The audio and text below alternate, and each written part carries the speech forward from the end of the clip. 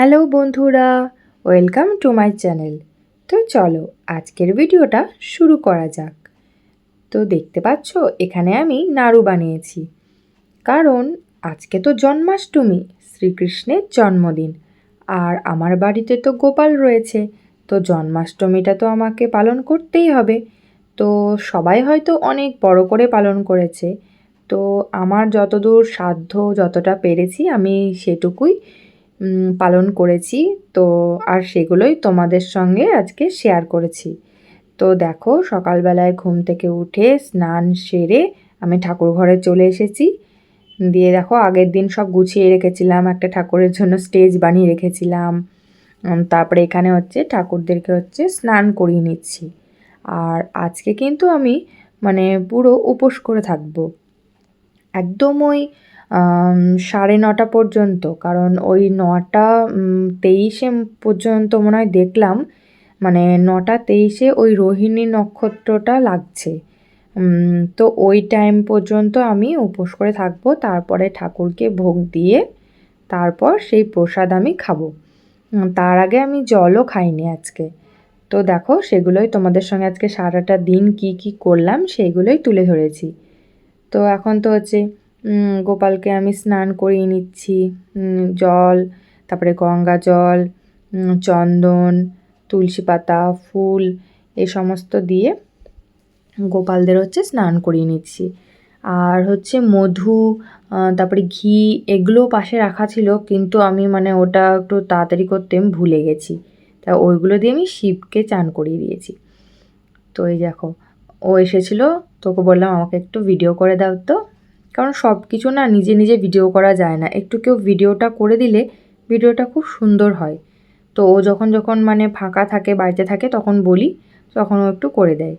তো এই দেখো গোপালকে নতুন ড্রেস পরালাম, হলুদ রঙের পরিয়েছি। শুনেছি যে গোপাল নাকি হলুদ রঙ খুব পছন্দ করে, তো ওই জন্য হলুদ রঙের জামা পরিয়েছি গোপালকে। আর একটা গোপালকে দেখো এরকম নীল রঙের পোশাক পরিয়েছি, আর রাধা রানীকেও একটা গোলাপি রঙের ড্রেস পরিয়েছি। দেখো কি সুন্দর লাগছে না দেখতে? আমার তো খুব সুন্দর লাগছিল দেখতে ওদের দুজনকে। মুকুট পরিয়ে দিয়েছি, মালা পরিয়ে দিয়েছি, ওদের দুজনকে বসিয়ে রেখেছি, আর যে রাধা রানীকে দেখাচ্ছি। কি মিষ্টি লাগছে। গোপালদেরকে সাজাবো আর রাধারানীকে সাজাবো না তাই কখনো হয়? তো ওদের স্নান পর্ব শেষ হয়ে যাওয়ার পর এখন মহাদেবকে স্নান করিয়ে নিচ্ছি।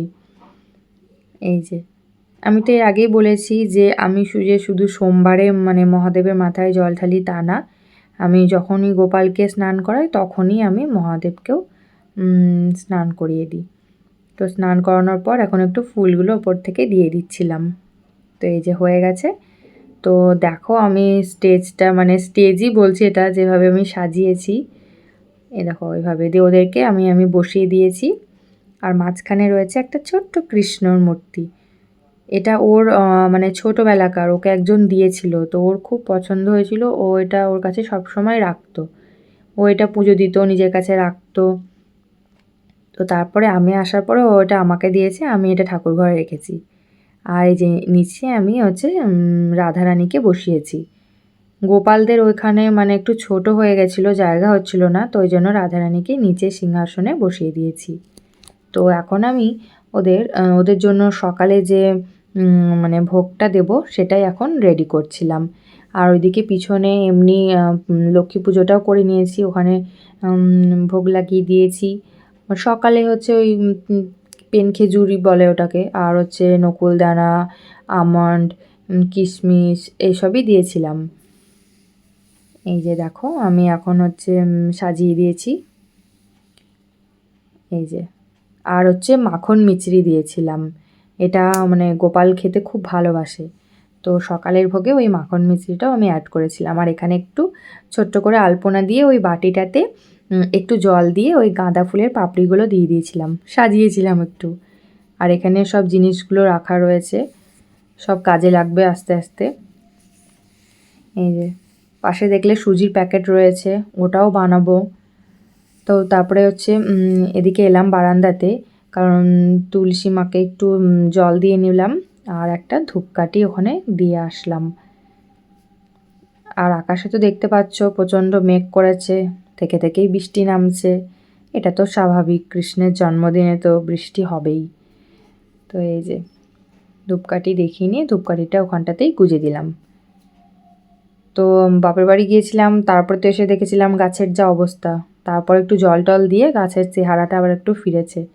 এই যে আমাকে দেখিয়ে নিলাম একবার। তো তারপরে আবার আমি চলে এসেছি রান্নাঘরে। এখানে হচ্ছে আলুর দম বানানো হবে। তো আলুর দমটা ওই বানাচ্ছে, আমি ওকে সব কেটে রেডি করে দিলাম। আর এখানে আমি বানাচ্ছি হচ্ছে এই নারকেল কোড়া দিয়ে আমি ক্ষীর বানাচ্ছি। তো এটাকে তো মানে ও বলছে এটার নাম নাকি অমৃতকালী। তো আমি জানি না, আমি এটা ক্ষীর নামেই জানতাম। তো ও বললো নাকি ওরা এটাকে অমৃতকালী বলে। তো যাই হোক, ওরকমই ওটা বানাচ্ছিলাম। আর এখানে ওই আলুর দমটা হচ্ছে আলুটা সেদ্ধ করার জন্য জল দেওয়া হয়েছিলো, আর ও এখানে আটাটা মাখছিল, লুচি হবে ওই জন্য। এই যে এক এক করে রান্না হচ্ছিলো আর আমি ঠাকুর ঘরে এসে রেখে যাচ্ছিলাম। এরপরে হচ্ছে দুপুরের ভোগটা দেওয়া হবে, তার তৈরি হচ্ছিল। আর আমি এখানে হচ্ছে তাল ঘষছিলাম। ওর হাতে একটু লেগেছে, মানে গ্যারেজটা তুলতে গিয়ে না ওর পিঠে একটু টান লেগেছে, তো ওই জন্য ওইসব ভারী কাজগুলো করতে পারছিল না। তাছাড়া ওই এসব কাজ করে। তো চলো তোমাদেরকে দেখাই তাল ঘষে মানে কতটা বেরিয়েছে। এই যে দেখো, এই যে এতটা পরিমাণ হয়েছে। এর মধ্যে চালের গুঁড়ো যাবে, একটু ময়দা যাবে, তারপরে মৌরি, চিনি, এই সমস্ত দেয়া হবে। তো তারপরে এটাকে মাখিয়ে নিয়ে এই যে ডাইরেক্ট সাদা তেলে ভাজা হচ্ছে তালের বড়া।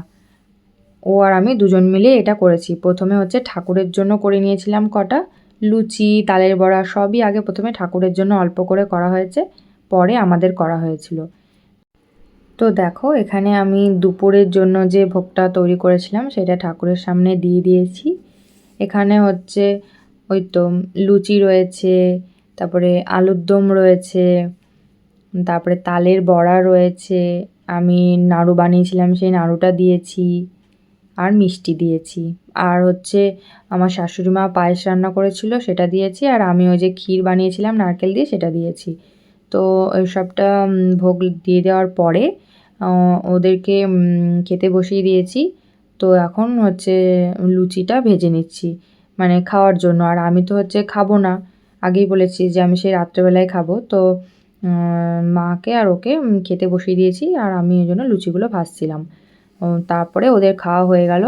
তারপরে ভাবলাম যে বসে থেকে আর লাভ নেই, সুজিটা বানিয়ে নেওয়া যাক, কারণ অনেক রান্না বাকি আছে এখনও। তো ওই জন্য হচ্ছে সুজিটা করে নিচ্ছিলাম।